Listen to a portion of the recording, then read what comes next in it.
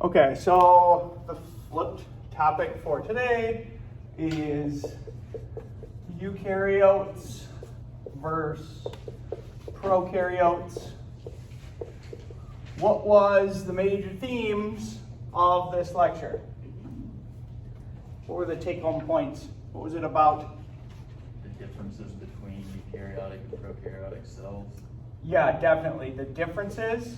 Why would I think that's important? Why do you think in a biotechnology class you would have to kind of know and understand the differences and drill those differences? Why would that be useful information? Because of the models that you're using? Not really? Definitely, yes, a lot of science kind of falls into models. And so it's helpful if you kind of understand how research or how models are set up. It can help apply to your system. But more so what I think is that I think naive people assume in biology that they're gonna specialize in mosquitoes. They're gonna learn about mosquitoes, or they're gonna learn about cows, or they're gonna learn about pigs. And in reality, you can't just know about one thing. If you want to really understand mosquitoes, you also have to understand the vertebrates, where they're getting their blood meals from, and also human physiology, because when they bite and they transmit pathogens, you have to understand that. So essentially, you're never ever going to be in a situation where you're working with one organism. So if you think oh, I'm going to study yeast, that's never going to work out like that. You're always going to have to kind of have a broader understanding of all the organisms that are in your system. And especially in agriculture, if you're working with maybe corn or wheat, you also have to consider and know about the weeds that are right next to them, and the soil, and the microbes that are in the soil, and the bacterial or the fungal or the viral pathogens. So you're never just going to have to know about one system. You need to understand it all. So this is one reason why this lecture is important. So what were the differences? Let's just enumerate them real quick. What are some of the big differences? Genome size. Yeah, so genome size and complexity. So let's just quick go over that, because that's I do definitely think that's important. That was a second purpose of this lecture, was to give you guys a glimpse of the understanding of the sizes of the genomes of the things that you might be working with. So if you remember from the lecture, a virus, how many genes might a virus have, a small virus? 10. Yeah, about 10. You can have less, you can have 6, you can have more. But a flavivirus is 10 to 12, 15 genes. What about, the next one I gave you was the mycoplasma, which was essentially a genetically modified organism created in a lab to have the smallest amount of genes possible, but yet could still survive on its own. How many genes were in that? 300. Yeah, about 300, good. And then above that I gave the example of Wolbachia, and this is pretty standard for a symbiont. Symbionts are a little bit unique. How are symbionts unique? Because they're not exposed to Yeah, outer environment. exactly. They're never in a situation where they're exposed to harsh conditions in the outer world. If they're ever outside the cell, they literally just die. So they spend their entire life in almost what you could think of as a little house, where they get protection from their host. And sometimes they evolutionarily work out these relationships where, if it's a mutualistic relationship, maybe the symbionts will provide something beneficial to the host, and the host will kind of protect them in this little home. So they can actually lose a lot of their genetic content because they may be getting nutrients supplied from the host. So what's a typical size of genomes of a symbiont? 1,200. Yeah, Wolbachia has about 1,200 on average. If you look at Buchnera, which is an aphid symbiont, I think it has 600. So somewhere in the range of 600 to 1,200 to 1,500 is kind of what you're going to see for intracellular bacteria. Okay, and then beyond that, I gave kind of standard models of bacteria that kind of survive in the environment. So how big is about the E. coli genome? 5,000. Yep, about 5,000 genes. And then I think I switched to yeast, which was the simplest model eukaryote. 5,000. Yeah, it's about 5,000 to 6,000. I think it's something like that. It's about on that level. And then you go up to the human, and I actually got it wrong. I fact checked it when I was looking. I think I said 21,000. I looked at it on Google this morning. It's 30,000, about 30,000 human genes. So you kind of want to just know this in terms of like the complexity of the things you're working with. It's very helpful when you start understanding these measurements. So that's definitely important.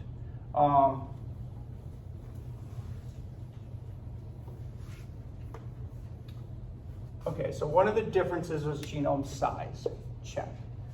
Genome complexity. Let's go through like how, because this is another thing I think is extremely important. How are genes organized in a eukaryote? Let's do prokaryote on the left versus a eukaryote. How do the genes look different? What should I draw first if I'm talking about the structures of genes? You talking about like the membranes and stuff? No, the membranes would be the bilayer. That'd be like a cell. In the cells are the chromosomes, which hold the genes. So like what would be the structural organization of like a typical prokaryotic gene? A circle. That, interesting. That's more like a chromosome. So you're thinking a chromosome or a plasmid. On this chromosome or plasmids are going to be genes. We designate them or draw them with arrows. So imagine you take your eye and you zoom in on that gene. What are the features you're going to see in prokaryotic systems? Let's say here's the gene. What are the features you're going to see? Very few introns. Yeah, there'll be no introns. So let's actually add that, no introns. Let's add that as a feature to our eukaryotic gene. The eukaryotic genes are going to look like this. They're going to be split into segments. And which ones are the coded regions? If red is exons and blue is introns, what are the coded parts? What color is coded in a eukaryotic gene? What? Red. Yeah, red. The remembrance for that is the exons exit the nucleus as messenger RNA. So when this gets made into messenger RNA, the blue parts will get spliced out, and these red parts will be fused together. So you're going to see exons and introns in a eukaryotic gene. You're never going to see introns in a prokaryotic gene. Why? Yes, because they're streamlined. So let's talk about that more later in a second. So they're streamlined. So knowing that prokaryotic genomes are streamlined, what else can we say about the organization or drawing of this gene that we should add? What else should we add? What features?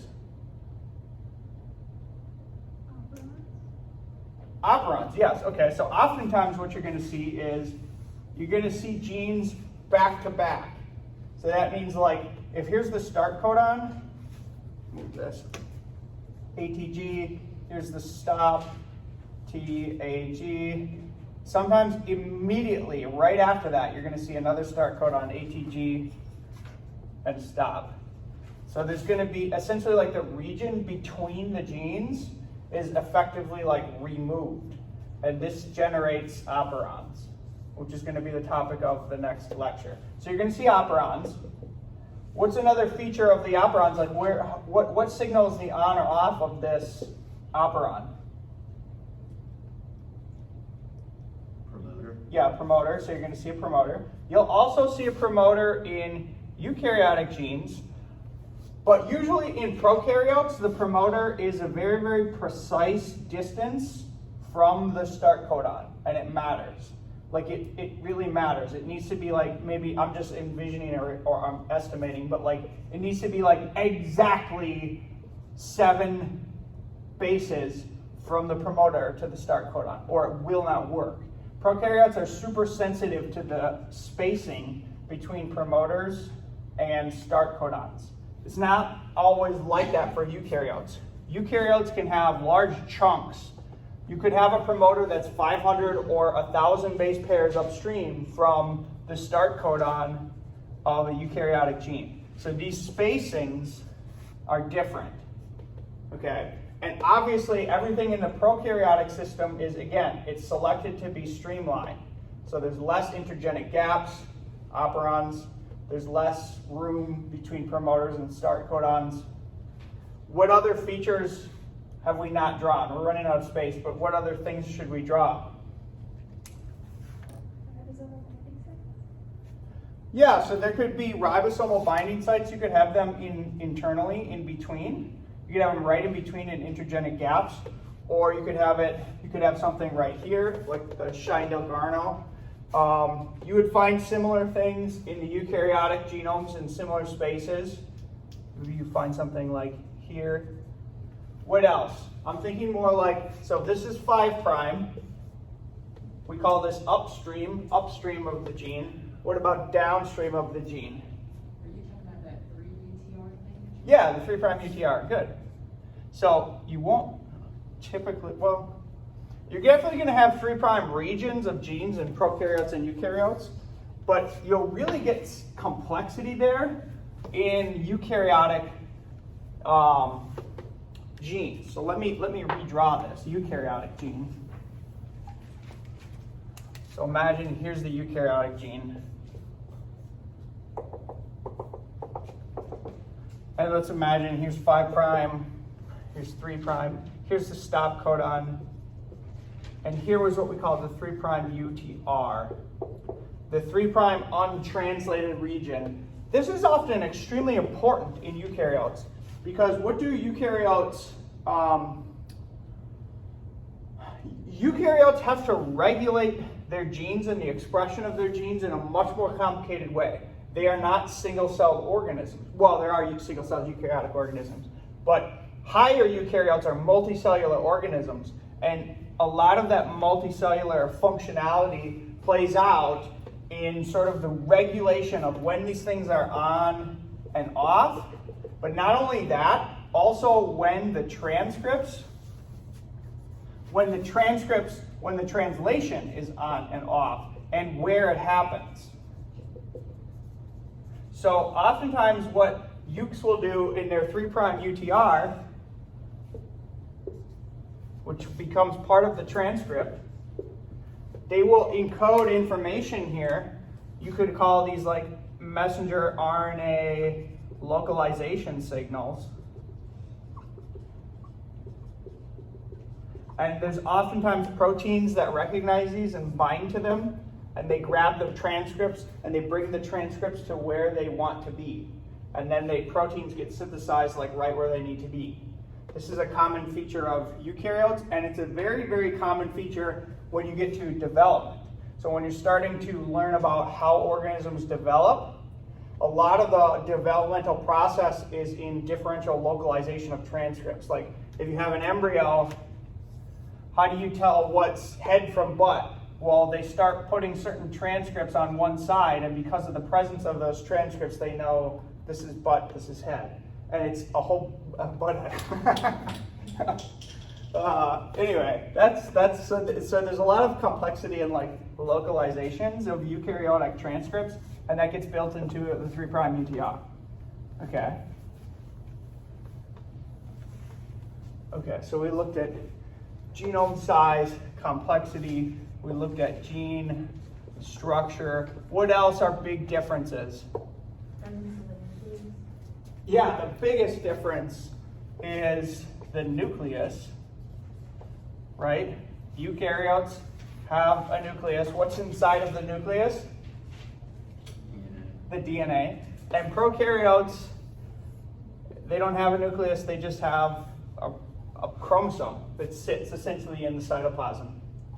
That's a big difference. What else?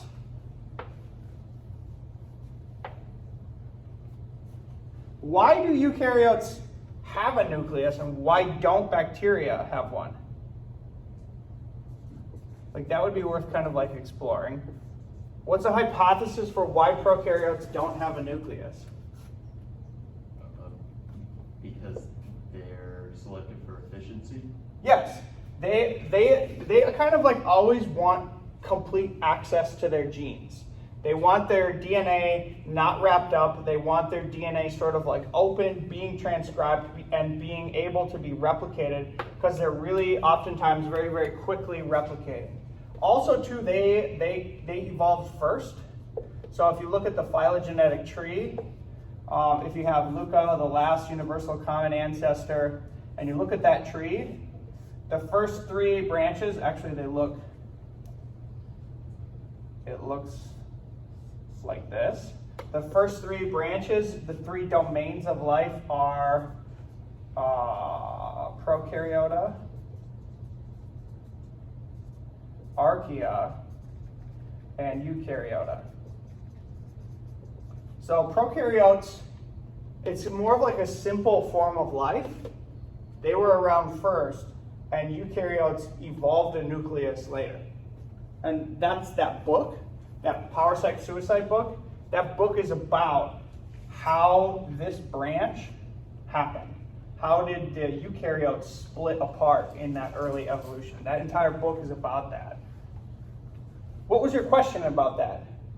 Well, first, I didn't know where I could find that in, The book or the reading? well, the book and the reading. Well, the reading, you can find them on Canvas. They're all in the combined PDF. It should be just literally like attached to the lecture notes on the bottom. I only assigned like a chapter of that book, which describes the evolution of eukaryotes and the differences between eukaryotes and prokaryotes. I can't remember, there might actually be the next chapter. But anyway, you can buy that book, Power, Sex, Suicide, on Amazon for like $7. It's a really good book. Okay, the nucleus. What else is different? The membrane or walls or skeletons. The cytoskeleton, yes. Cytoskeleton. What proteins go into the cytoskeleton? So only euks have cytoskeletal features. Bacteria don't really have cytoskeleton. They have cell walls, but not cytoskeletons. What proteins make up the cytoskeleton? They have names. Microtubules. Microtubules. Yep, actin. Actin is a specific protein, microtubules. And I think the microtubules that's a name of a complex made up by like alpha and beta tubulin. Tubular. And actually, like, again, these are worth remembering because the promoters of these genes are very important for molecular biology.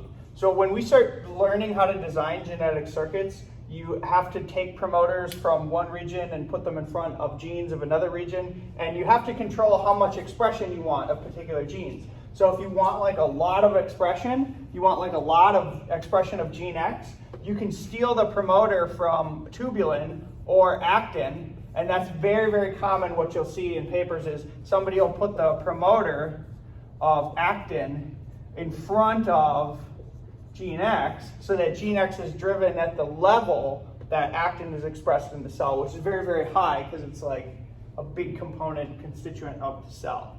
So that's common. It's why it's important to know these names. There's a final thing that you really need to remember from basic biology that's different between these. What else? Organelles. Yeah, organelles.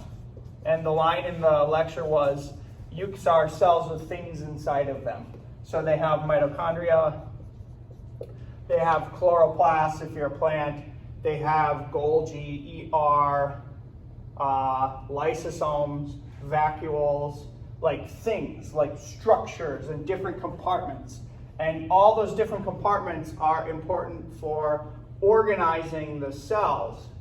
And that's why eukaryotes have a little bit higher complexity in them. These are the big differences.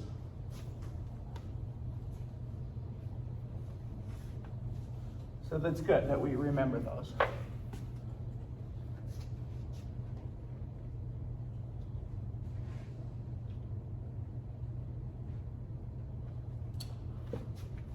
Another key point that we have to understand from that lecture, that I'm just going to say it all the time because I use these words a lot. The homologues, orthologs, paralogs. If we remember, what are homologues? What are things that are homologous? What is their characteristics? They're the same. Or Not the similar. same, but similar. Derived from, I guess. If they are like exactly the same, like you could have situations where orthologs could be exactly the same, but if they're exactly the same, they would probably tend to be more like orthologs or paralogs. But yes, homologs are similar, essentially like similar things. Typically when you're thinking about proteins, so proteins have a primary amino acid sequence of the amino acids. All proteins start with M, so you have M, A, maybe something, something, something, blah, blah, blah, blah. If you were to do an alignment with one protein, protein 1, and a second protein that was very, very similar, let's say these lines are where they match, and these circles are where they don't match, you might see something that looks like this, where you have a lot of similarity in alignments between homologs, but there's a couple spaces where they don't match perfectly. And that's why when I talked about in the selfish replicator lecture, what I was talking about was when I would say, oh, well, we share a lot of genetic content with like bananas, or we share a lot of genetic content with puppies.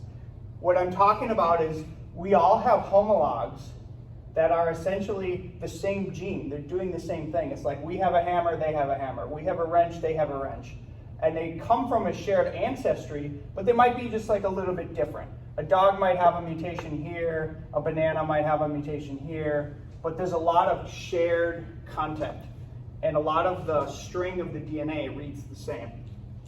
Homologs can be viewed as comparing either the amino acid structure, which would be protein homologs, hold your thought for a second, or they could be DNA homologs. So if we're looking at ATGCs, A's, T's, GCs, it's the same idea. Okay, this is a good advanced question. A good advanced question is, where would you expect to see, if you're gonna, let's say you're gonna compare two homologs, homolog 1 and homolog 2, you're gonna compare them. And you compare them at the protein level, and you compare them at the DNA level. Where are you gonna see more similarity?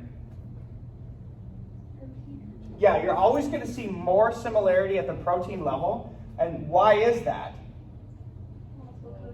Yes, because there's multiple codons and there's wobble positions in the codons. So if there's a mutation in the third wobble position of a particular codon, you can have a mutation, but it doesn't change the protein amino acid at all. So whenever you compare homologs, you're always going to see more similarity protein to protein than you are DNA to DNA. So if you're ever in a situation where like you want to look for distant homologs, you want to search, well, does X organism have this protein? Always search at the protein level, because you'll never see anything at the DNA level, because they can acquire a lot of mutations that don't necessarily change the protein sequence. Did you have a question? Yeah, so I mean, if you're determining whether two proteins are Homologous? Yeah, is there like a line, or is it Cutoff. Yeah, well, yes, but it's also kind of like a gray area. Like if you use what you use for this is BLAST, you can take the sequence, just the computer string of the written out word of the protein, and you can blast it against other genomes. And there's typically like color-coded like matching schemes. So if there's like a red matching scheme, I don't know what the percentage cutoff, but oftentimes if it's like 95% similar identity, you'll see it red, and then below that you'll see like green, and then blue. I think there's a pink in between here, and then there's a black. And the black is like the most distant, and when you start like comparing and saying like, oh, X is a homolog of Y, look at this black homology, then you start to get into kind of like a gray area, and people be like, maybe not though, right? Because at some point randomness, you compare randomness to randomness, you'll find regions where the randomness aligns, you know what I mean? And that's sort of where you end up But there's people who study this, right? Like there's bioinformaticians who have defined cutoff statistical values that would probably be able to give you a definition. Oh, by X identity, you could declare something a homolog. But it's kind of more like look at it yourself and determine for yourself. Like, is it the same thing, or is it like something completely different? And oftentimes what's interesting is the organization of proteins. Imagine this is a protein. So here's the N, here's the C terminus, the primary structure. Proteins are organized in a way that they have functional, what we call domains.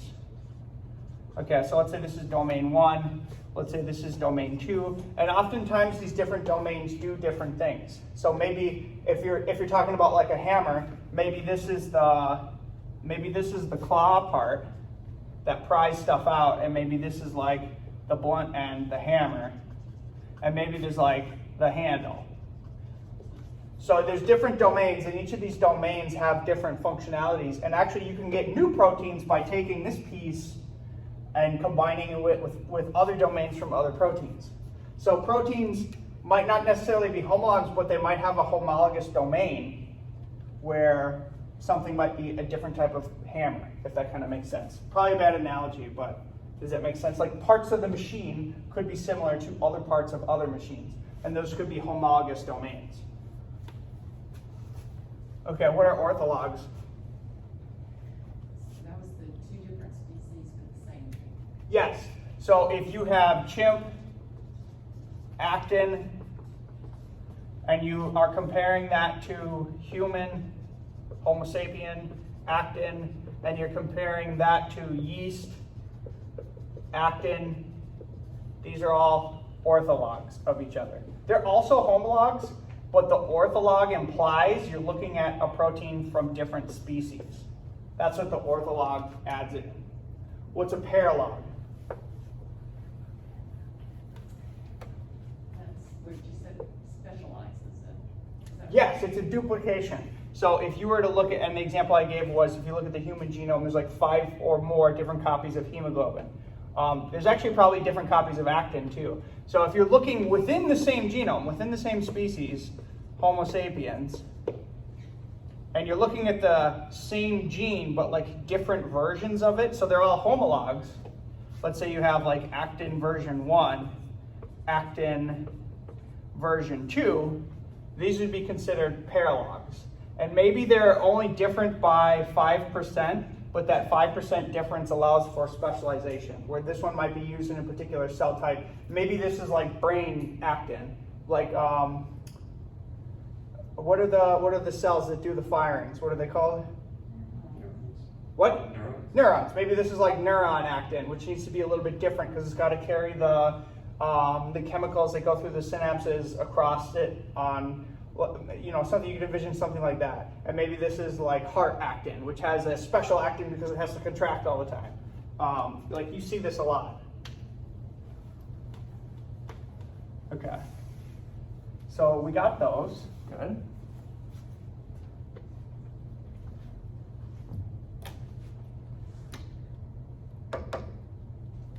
Oh, okay. Another big difference that we missed. Everybody thinks about it all the time. What do you think it is? It's gonna be sex. Yes! The sex is a big difference, okay? Eukaryotes, most eukaryotes mate and have sex. Not all eukaryotes mate and have sex, but most eukaryotes mate. And prokaryotes kind of have a way of exchanging DNA, but we don't define it as sex. It's something completely different, which it's essentially like plasmid conjugation, which we'll talk about later. But one of the big differences, eukaryotes have sex. Why? Why have sex? What is the biological purpose of sex? Genetic diversification. Yeah, it's genetic diversification. So it induces genetic diversity. Why is genetic diversity useful? Species, so we can do well. Yes, I think you're right, but not the best way to say it. Sorry. Why is genetic diversity useful? For Yeah, versatility. Genetic diversity is versatility. It's going to allow you to adapt if you have a bunch of different things. What is the mechanism for how sex induces diversity? What's the actual physical mechanism? What's it called? Mixes your DNA. And Yes, it mixes the DNA. What's that called? What's it? That has a mechanistic name, which is actually extremely important. We have a whole lecture on it. Meiosis is the process where gametes become gametes and become haploid. Typically, you'll hear like crossover. What's happening in crossover? We've heard of crossover? Two parts of chromosomes basically cross different. So if you're diploid and you have one from dad, one from mom, things can happen that induce what we call crossover, where you can generate products that look like this.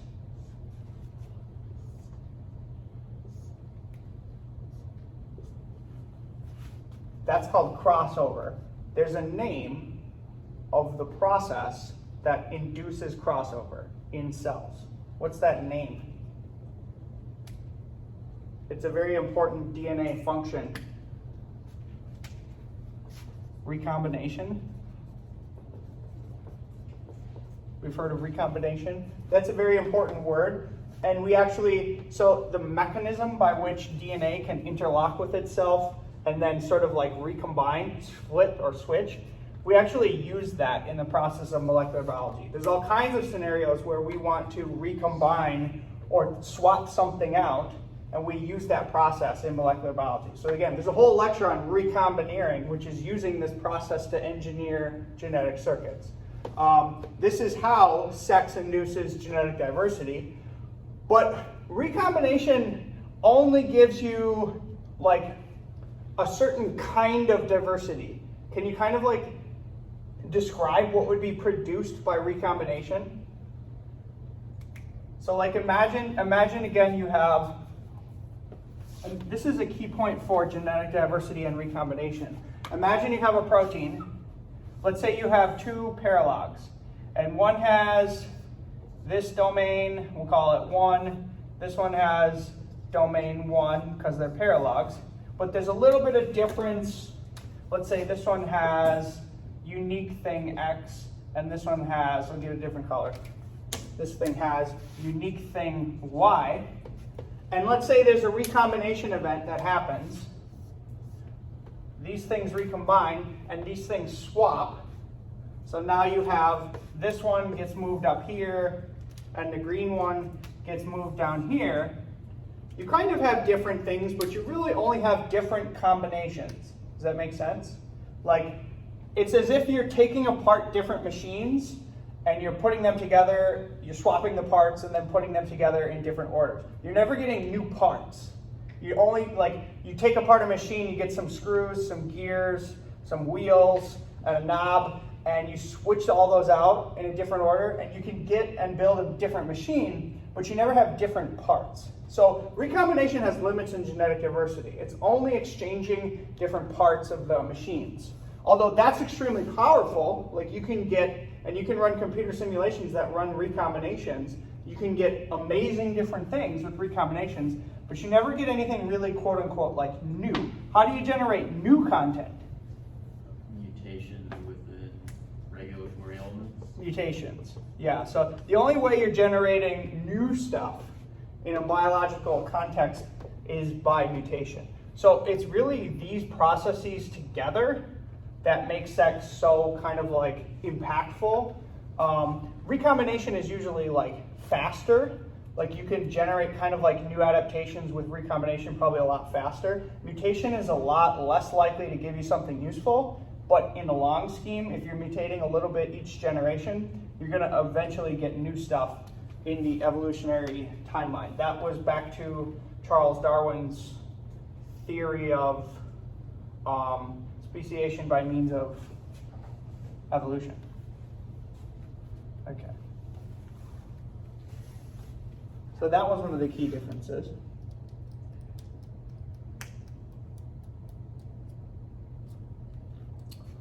I didn't go over this a lot, but maybe we should talk about it because we have time. What's splicing? Splicing is definitely a big difference. You really only see splicing in eucs. You don't really see splicing in prokaryotes because splicing is tied to introns and extrons. What is splicing? Yep, it's when you're cutting out. So remember the eukaryotic gene is going to look like this. Splicing is the act of when you make messenger RNA. At first the messenger RNA is the whole thing. And then the spliceosome comes and it cuts out the introns, and then you generate the spliced transcript. Okay, so that only happens in eucs. So is that where you can make new proteins? Potentially, there's a potential. Well, interesting. So I was just going to talk about alternative splicing because it's another feature that eucs have. You can make, I don't know if I would call them different things. I would call them, they're called splice variants. So you can get different variants of a protein. So imagine you have an exon, let's say this is exon 1, 2, 3, 4, 5, 6, and 7. You can get situations where only under certain contexts is 6 spliced in as an exon. And only under certain contexts is 7 spliced in as an exon. Whereas most of the time, you just have 1, 2, 3, most of the time you just have 1, 2, 3, 4, 5. But under certain special contexts of maybe cellular stress or a certain signal, 6 and 7 get spliced in, and then now all of a sudden you have like a new protein. It's not new, but it's got some different domains on it in 6 and 7 exons, which is now maybe doing something a little bit different. You do find this in eukaryotes. You have alternative splicing. And that, again, relates a lot to tissue specificity. So if you're thinking about like multicellular organisms that have to build heart cells, neuron cells, kidney cells, skin cells, stomach cells, all these things do completely different things. So it's very common that you'll find splice variants in certain tissue-specific regions because they're specialized to that particular tissue.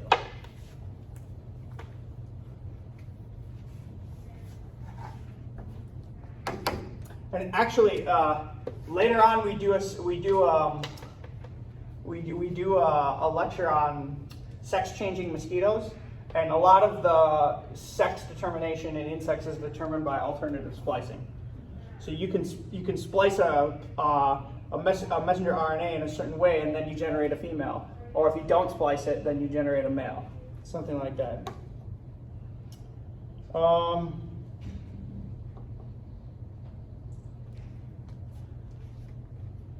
Okay, the final big difference. So imagine we were zoomed in all the way at the gene. Imagine now you zoom out and you're looking at the chromosome. How do chromosomes look different from euc versus proc? What does a eukaryotic chromosome look like?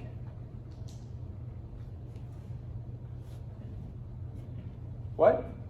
It looks like an X, essentially. Interesting. You're not wrong, but does it always look like that? And how many are there?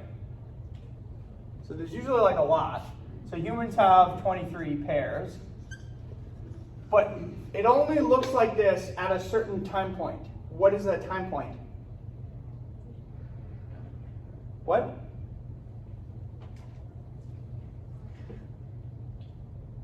Right? This is basic biology. You got to remember back. After it's been packaged. Isn't it like IPMAP or something? Interphase, prophase, like mitosis? Like you really only see chromosomes that look like that during a certain stage of mitosis, which is called metaphase. Only during metaphase will you see chromosomes that look like this. And then the cell, and the reason they condense is so they can kind of like grab onto them, and then it rips them apart. But the condensation process, that really only happens in eukaryotes. And there's a couple of reasons that the condensation process happens. One, I said in the lecture, is because like the DNA literally doesn't fit. There's so much DNA in eukaryotes, it does not fit in the nucleus. So it's always packaged and folded on some level, okay? And the lowest level I said was what? The lowest level is at the histones. So histones are proteins, they're octamers. I said this in the lecture, they're octamers. So there's 8 different subunits or 4 different dimer subunits, and they form this particular particle, which is very positively charged, and it wraps DNA around it, and you get what's called the 30 nanometer fiber. Oh wait, this is the beads on a string. This is the beads on a string, where each of these circles is a nucleosome, which has 1 histone particle. Okay, that's the first level of DNA compaction. If you just look at this, it will not be condensed. The DNA will look like this. So even in interphase, they have the nucleosomes locked on. Okay, but then in metaphase, you start going through this process of intense DNA condensation. So you go through the process, and this thing wraps up into what you call the 30 nanometer fiber, because it's 30 nanometers. And then that wraps up and gets clamped by structural maintenance of chromosome proteins. And that's how you get these chromosomes. You never are going to see this in a prokaryote, because they don't do that. They don't wrap their DNA. They don't have to wrap their DNA, and they don't want to. They don't have to because it all fits in the cell, and they don't want to because they want access to it all immediately. What's the issue with wrapped DNA? What has to happen in eukaryotes for a gene to get turned on? What do you think has to happen to the histones? Imagine you have a promoter right there. Do you think the transcription factors can go in there and attach to that? No. So there's histone removal proteins, which first have to get the histone out of there, and then the transcription factors can come in and access the DNA. So again, a key difference between eukaryotes and prokaryotes is prokaryotes genes are kind of they have easy access, they can be on really quickly. Eukaryotic genes, you have to literally completely reorganize the DNA before you can even get access to the gene. And the reason they want that, why would they want that? Why would eukaryotes want Essentially what I'm telling you is in eukaryotes, the complexity of on-off is much more detailed. And the reason for that is because they can build in mechanisms of regulation that allow for the complexity of different cellular types to evolve from the same genome.